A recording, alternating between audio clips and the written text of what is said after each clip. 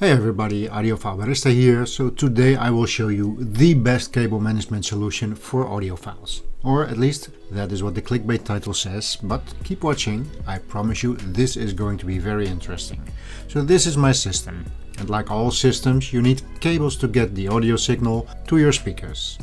That means power cables, analog cables, digital cables and of course Ethernet cables. Now how many cables do I have to manage? Well, let's count them. So on the bottom tier I have my PS Audio power regenerator. That is basically a power bar. I need one power cable to feed the regenerator and it has 5 outlets. Now right next to the regenerator is the separate power supply for the Lumen A1 streamer. It has one power cable coming in from the regenerator and it has one power cable going out to the streamer. So that makes 3 cables on the bottom tier. Next up is the Denefrips RS2 DA converter. It has one power cable going in, one digital cable coming in from the CD transport and one optical cable coming in from the Oppo Blu-ray player that is not in this rack, but the optical cable from the player is connected to the DAC. And then it has 2 analog cables going out to the preamp. So that is 5 cables for the DAC plus the 3 we already had, so we are now at 8 cables. Next to that is my preamp. This is my Ear 864 tube preamplifier. Now the top is open because I'm playing around with some tubes, and if you want to know more about that, make sure to check out my 2024 summer vlogs. Anyways, back to the cables. The preamp has of course a power cable, 2 analog cables, red and black, that run to the power amp. And the power amp is in another rack. Then there are 2 analog cables running to the headphone amplifier, 2 XLR cables that come in from the streamer, 2 cables that come in from the turntable and 2 analog cables that come in from the DAC, but those 2 are already counted. So that makes 9 cables plus the 8 that we already had is 17 cables that I have to manage, and we are not done yet. So here we have the Stax headphone amplifier. It needs power, so that is another cable, and it has 2 analog cables coming in from the tape out connection on the preamp, but those 2 are already counted when we looked at the preamp.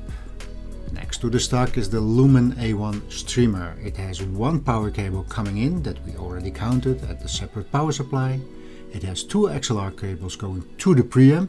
Those are also already counted, but then there is a Ethernet cable coming in and there is a SSD USB drive connected to the streamer, so that is another 2 cables to add to the total. So with Stax and the Lumen added, we are now at 20 cables, and this may be a good time to look at the Bon Ethernet hub that is connected under one of the tiers. This one also needs power. It has 1 Ethernet cable coming in from the router and there are 2 Ethernet cables connected. One is going to the streamer, we already counted that one at the streamer, and the second one is going to the Oppo Blu-ray player so I can watch my Netflix. 20 plus 3 makes 23. On to the final tier. This is the Denefrips Avatar CD transport.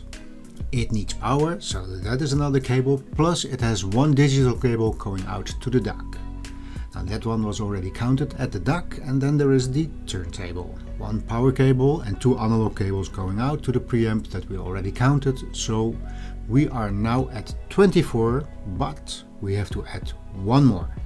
You see, because I need to accommodate more than 5 power cables, that is the amount of outputs I have on the regenerator, I placed an extra power bar on one of those outlets in order to create more outlets while still benefiting from the filtered and regenerated power from the PS Audio. So we need to count 1 more power cable that connects the power bar to the PS Audio.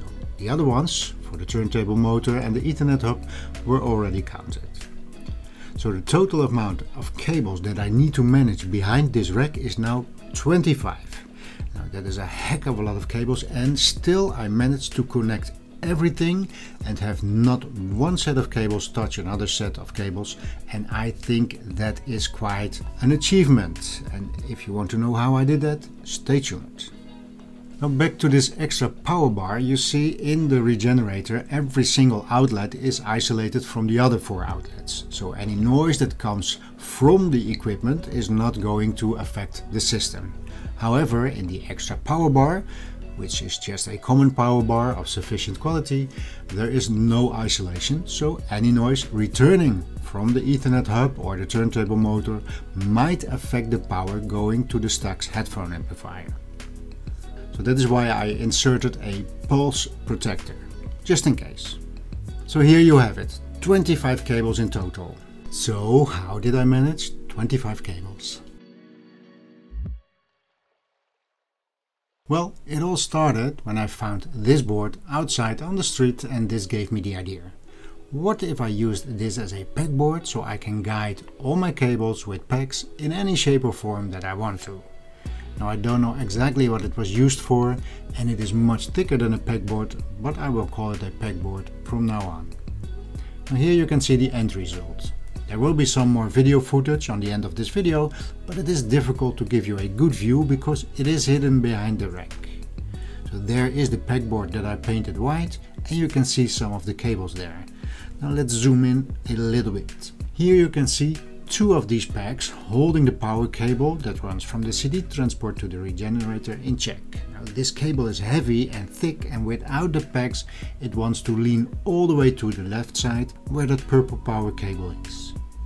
And here you see the two cables that run horizontally from the DAC to the preamp. Each of the two cables is having its own peg to rest on. Now one of the added benefits from this cable management system is this.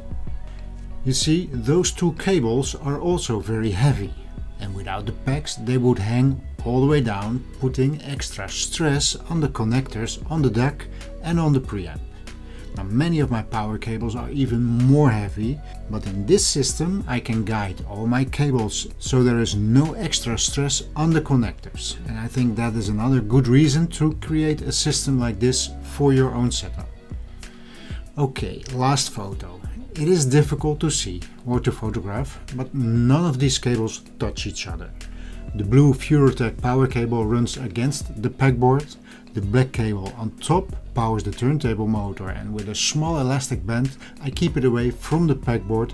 And then there is the black AudioQuest cable that runs from the CD transport to the DAC. It is even further away from the pegboard.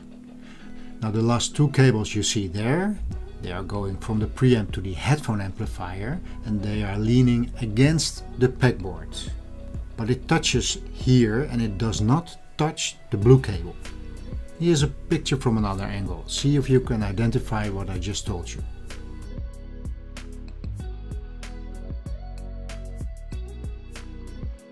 So with this system I managed to have 25 cables behind the rack while not one set is touching another set.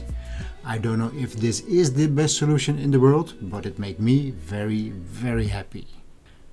Now to finish this video, here is some footage of the rest of the system. I hope you enjoyed this video. Let me know in the comment section how you deal with cable management. Or if you don't manage at all, like and subscribe, and I will see you in the next one.